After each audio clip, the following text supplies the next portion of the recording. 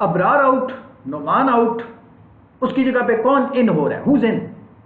Abrar, mystery spinner, who was basically part of the bench of Pakistan, is out. He is डेव, उसको शायद practice session में इतने overs उससे फेंकवाए हैं, इतने ओवर्स फेंकवाए हैं कि वो बेचारा खत्म ही हो गया। बस उसको नेट बॉलर के तौर पे अबरार को लेके गए थे बस। और नोमान, उसको अपेंडिसाइटिस हो गया, ही इज आउट। उसकी जगह रिप्लेस कौन कर रहा है? किसको टीम में लाया जा रहा है? वाह, इस तरह सिर्फ पाकिस्तान की टीम में ही होता है। किसको लाया जा रहा है टीम में? नवाज, नवाज, नवाज।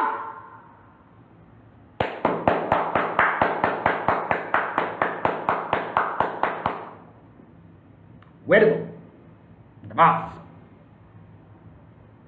जो बंदा व्हाइट बॉल क्रिकेट में नहीं चलता, व्हाइट बॉल क्रिकेट में शायद ही कोई स्टूपिड कैप्टन होगा जो नवाज पे कॉन्फिडेंस करेगा। बाबर आजम जैसा स्टूपिड कैप्टन जो नवाज पे आखिरी ओवर के लिए कॉन्फिडेंस अपना रखे और उसको ओवर देके चौका खुआ के पाकिस्तान को मैच हरवा दे। तो जिस बंदे का व्हाइट बॉल में कॉन्फिडेंस नहीं है, उस बंदे को रेड बॉल में अब लाया जा रहा है as part of the test squad.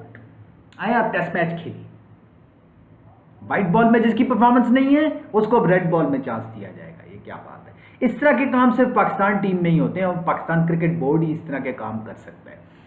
ठीक है, इंतहाई नालायक और बकवास और फजूल और बिल्कुल ही स्टूपिड किस्म के। और दुनिया की जो भी आपके पास गाली है वो आप पाकिस्तान क्रिकेट बोर्ड को दें और उनकी स्टूपिडिटी डिफाइन करने का, पाकिस्तान क्रिकेट बोर्ड की स्टूपिडिटी डिफाइन करने का मेरा ख्याल है आपके पास और कोई अल्फाज आपके पास खत्म हो जाने चाहिए कि जितना बुरा भला आप पाकिस्तान क्रिकेट बोर्ड को कह सकते हैं और स्टूपिडिटी डिफाइन करने के लिए पाकिस्तान क्रिकेट की, तो उसमें आपके पास अल्फाज खत्म हो जाएंगे। आपको बिल्कुल भी कुछ आपको अल्फाज का जखीरा जो है वो आपके पास खत्म हो जाएगा। ये एंडलेस लिस्ट है, एंडलेस अल्फाज आपके पास होने चाहिए जिसमें आप पाकिस्तान क्रिकेट बोर्ड की तारीफ करें, मैनेजमेंट की, पाकिस्तान की जो सिलेक्शन कैपेबिलिटी है for a tour like Australia which is taking place right now, which always happens to be the toughest tour of Pakistan every 3 to 4 years whenever they have to tour Australia. So now you are bringing in Nawaz. ठीक है, एक bowler जिसके ऊपर आपका white ball पे कोई confidence नहीं है, मैं दोबारा कह रहा हूं, आप उस पर रेड बॉल पे आप टेस्ट कर ही जाएं। आप कहें जी ठीक है, टेस्ट मैच में नवाज को आप लिए हैं, क्या बात है आप। ये इस तरह के काम, इस तरह के नमूने, इस तरह के शगुफे, इस तरह के जो ये जो लोग हैं, ये मुझे लगता है सिर्फ पाकिस्तान के अंदर ही हैं और दुनिया में इस तरह के स्टूपिड लोग कहीं एग्जिस्ट नहीं करते होंगे जो कम से कम क्रिकेट बोर्ड जैसे, कम से कम दुनिया के तमाम क्रिकेट बोर्ड्स को आप देख लें, ऑस्ट्रेलिया के देख लें, इंग्लैंड के देख लें, आप किसी भी दूसरे मुल्क के आप देख लें, तो मेरा नहीं ख्याल कोई भी ऐसा क्रिकेट बोर्ड होगा दुनिया में जो इतना स्टूपिड होगा जितना पाकिस्तान क्रिकेट बोर्ड है। मजाक बना के अपना रख दिया पाकिस्तान क्रिकेट बोर्ड ने, यहाँ के सिलेक्टर्स ने, यहाँ की मैनेजमेंट ने अपना भी मजाक उड़वाते हैं, अपना जोक अपने आप को बनवाते हैं। मेरा ख्याल है इनको अपना जो है वो मतलब क्या, what exactly are they thinking? कैसे आप, क्या लॉजिक है इस चीज़ में कि आपने नवाज को इंक्लूड कर लिया रेड बॉल क्रिकेट में, जबकि रेड बॉल सबको पता है, it is very very logical and I think it is not even a debatable argument, something that we need not even need, something that we don't even need to talk about when it comes to the unjustifying place of Nawaz and the test squad of Pakistan, when the team is specifically touring Australia. आप Australia जैसी team के साथ आप नवाज को Australia के tour पे आपने red ball में शामिल कर लिया है, मतलब कि यार कि समझ और एप्टीट्यूड और अकल और दिमाग की शदीद कमी है पाकिस्तान क्रिकेट बोर्ड में। या तो ये है या somebody is complicit enough in this act to continue promoting the culture of favorism or nepotism or whatsoever, or friendship culture. Somebody is definitely complicit enough to promote this ongoing culture and they want to maintain Pakistan cricket boards and Pakistan's reputation at large to promote friendships over national integrity. तो ये पाकिस्तान की team है यार, ये national team है, ये मतलब मुल्क की को रिप्रेजेंट कर रही है। क्या इन लोगों ने मजाक समझ के रखा हुआ है यार, अपने मुल्क को ही मजाक समझ के रखा हुआ है इन सारे लोगों ने, जो आपकी जो मैनेजमेंट है पाकिस्तान क्रिकेट की। पाकिस्तान क्रिकेट की मैनेजमेंट ने पाकिस्तान को मजाक समझ के रखा हुआ है, अपने मुल्क को मजाक समझ के रखा हुआ है, कौमी परचम को, झंडे को मजाक समझ के रखा हुआ है इन लोगों ने। ये क्या पाकिस्तान को जाकर रिप्रेजेंट करेंगे बाहर? They don't care about Pakistan, they don't care about Pakistan, they just care about the money that they are getting from Pakistan cricket board, lucrative contracts. Babar Azam पे आप बात करते होते थे कि जी वो अपनी दोस्तियां जो है वो चला रहा है और नवाज को उसने टीम में रखा हुआ है। चलो वाइट बॉल में कम से कम रखा हुआ था, ये कौन सी दोस्ती अब चल रही है नई जिसमें आपने नवाज को रेड बॉल में शामिल कर लिया? क्योंकि रेड बॉल का कोई कहीं से भी प्लेयर नहीं है, ये कहीं से भी प्लेयर नहीं है। ये तो वाइट बॉल का भी इसका करियर अब एक बहुत बड़ा क्वेश्चन मार्क इसके ऊपर आ गया है, क्योंकि इतनी फजूल और बकवास और घटिया और इतनी बिलो पार परफॉर्मेंस इसने वर्ल्ड कप में दी थी नवाज ने, और उसके बाद अब आप इसको मतलब उसके बाद वाइट बॉल की क्रिकेट भी इसकी खतरे में पड़ जानी चाहिए कि वाइट बॉल क्रिकेट में भी आपको नवाज को कभी चांस नहीं देना चाहिए जिस तरह की इसने परफॉर्मेंस दी है वर्ल्ड कप के अंदर। This is make or break as far as the career of players is concerned. You don't perform at the World Cup level, you are out of the team. Pakistan cricket team में माजी में इस तरह बिल्कुल होता रहा है। 1987 के वर्ल्ड कप में सलीम जाफर, जो कि उससे पहले बड़ा उभरता हुआ लेफ्ट आर्मर बन के सामने आ रहा था, वसीम अकरम, इमरान खान, सलीम जाफर, ये बॉलिंग थी पाकिस्तान की 1987 के वर्ल्ड कप में। आखिरी ओवर में उसने जब 20 रन खाए या 18 रन खाए 1987 के वर्ल्ड कप में, जब ऑस्ट्रेलिया पहले बैटिंग कर रहा था, उसके बाद और उसी वजह से पाकिस्तान हारा, क्योंकि 16, 17, 18 रन के डिफरेंस से पाकिस्तान वो सेमीफाइनल 1987 का हार गया था। वो सलीम जाफर को वो जो एंड पे 18 रन पड़ गए थे, वो जो उसको आखिरी ओवर में 18 रन पड़े थे, उसके बाद फिर आपने सलीम जाफर को कभी टीम में नहीं देखा, कभी भी टीम में उसकी वापसी नहीं हो सकी, क्योंकि ये एक ओवर ऐसा होता है जिसके बाद आप उस बॉलर का करियर खत्म करते हो, और वो मोस्टली वो वर्ल्ड कप में होता है, वर्ल्ड कप में, which is the highest level of cricket. इस किस्म की सिचुएशन में अगर वो बॉलर फ्रीक आउट कर जाए और मार खा ले तो फिर बस उस प्लेयर का करियर खत्म हो जाता है। नवाज का भी वो साउथ अफ्रीका के अगेंस्ट चौका खाने के बाद उसका करियर खत्म हो जाना चाहिए व्हाइट बॉल क्रिकेट में, और रेड बॉल में तो दूर दूर तक कभी उसको कंसिडर नहीं करना चाहिए। वो रेड बॉल का प्लेयर ही नहीं है, इनको पता ही नहीं है कि किस किस्म के जरासीम चाहिए होते हैं, किस किस्म का प्लेयर इनहेरेंटली कैसा होना चाहिए, इंट्रिंसिकली कैसा होना चाहिए कि जो रेड बॉल क्रिकेट के लिए सूटेबल हो। वो वाला प्लेयर जिसने डोमेस्टिक खेली हो, जिसका डोमेस्टिक पे बड़ा एक्सपीरियंस हो। नवाज कितनी डोमेस्टिक खेलता है? फिर वही बात आ गई, फिर वही बात आ गई, फिर वही बात आ गई। ये मोहम्मद हफीज की मॉडर्न एरा क्रिकेट है और कुछ भी नहीं है।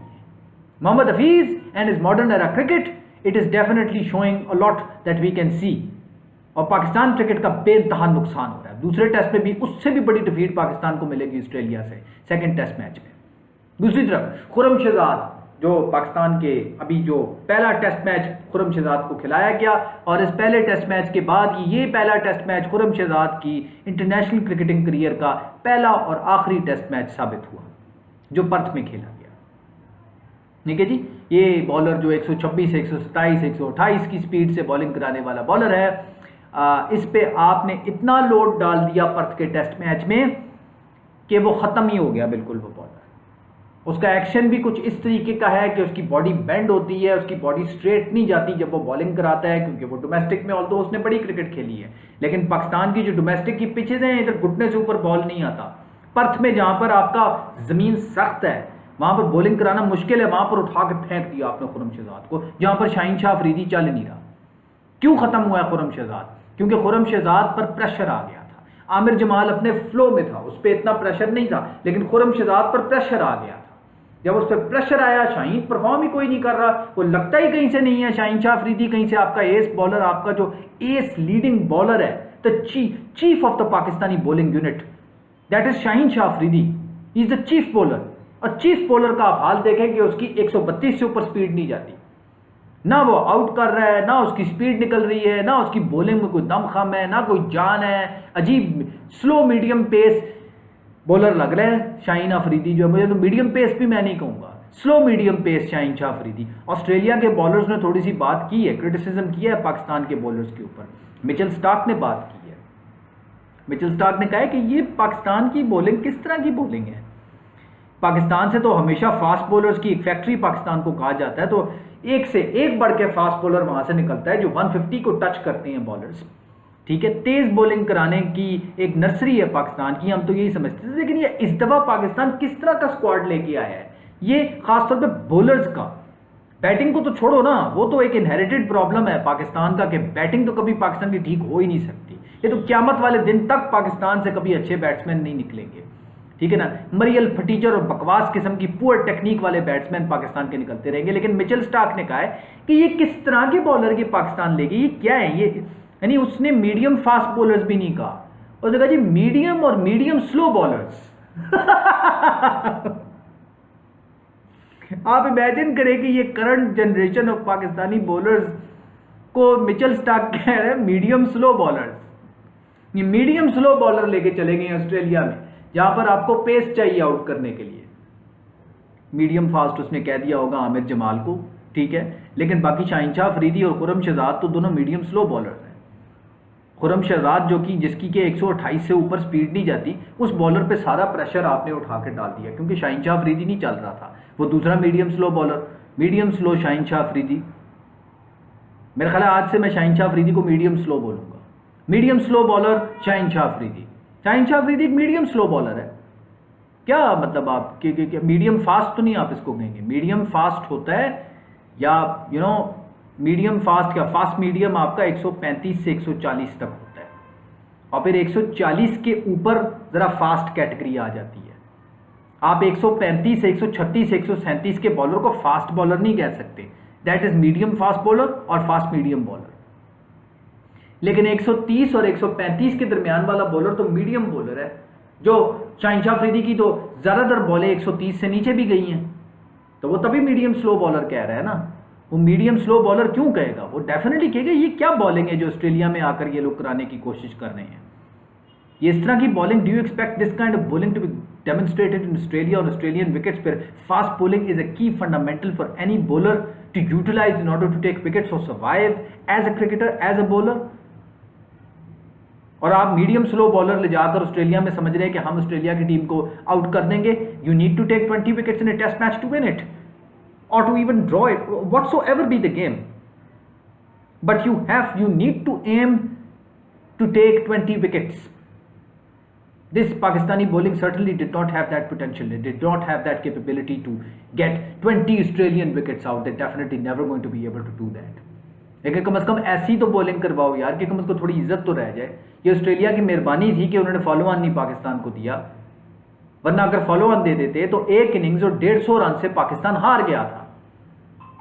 और अब ठीक है, अब वो अब मोहम्मद नवाज जो हैं वो अब आ गए हैं टीम में, तो अब पाकिस्तान तो सारे मैच जीतेगा. ठीक है, हो नहीं सकता कि पाकिस्तान जो है वो ज़बरदस्त परफॉर्मेंस आएगी ना. मोहम्मद नवाज मैच विनर आ गया पाकिस्तान का टेस्ट मैचेस के लिए. रेड बॉल क्रिकेट में मोहम्मद नवाज अब आएंगे. He is gonna make a difference now. और अब खुर्रम शहजाद की जगह पर हसन अली आए हैं, सुनने में यही आ रहा है. और हाँ, एक चीज़ थोड़ी सी ठीक हुई है कि साजिद खान को भी इंक्लूड किया गया है. यार एक प्लेयर को इतना बात बिठा कर रखा आपने, अब वो क्या आगे बॉलिंग करेगा, किस तरह की बॉलिंग वो करा सकेगा यहाँ पर. ठीक है, as far as batting is concern, मेरा तो ख्याल ये इमाम उल हक को फर्स्ट इमीडिएट इफेक्ट रिप्लेस कर देना चाहिए और साइम अयूब को टीम में लेके आना चाहिए. साइम अयूब को टीम में लेके आए, इमाम उल हक को रिप्लेस करें. पहले टेस्ट मैच में इतनी फजूल बकवास परफॉर्मेंस देखने के बाद मुझे नहीं लगता पाकिस्तान सेकंड टेस्ट मैच में कुछ भी कर सकेगा. स्पेसिफिकली ये जिस तरह के काम कर रहे हैं, नवाज को उठा के ले आए, दूसरा टेस्ट उससे भी ज़्यादा बुरी तरह हारेगा पाकिस्तान.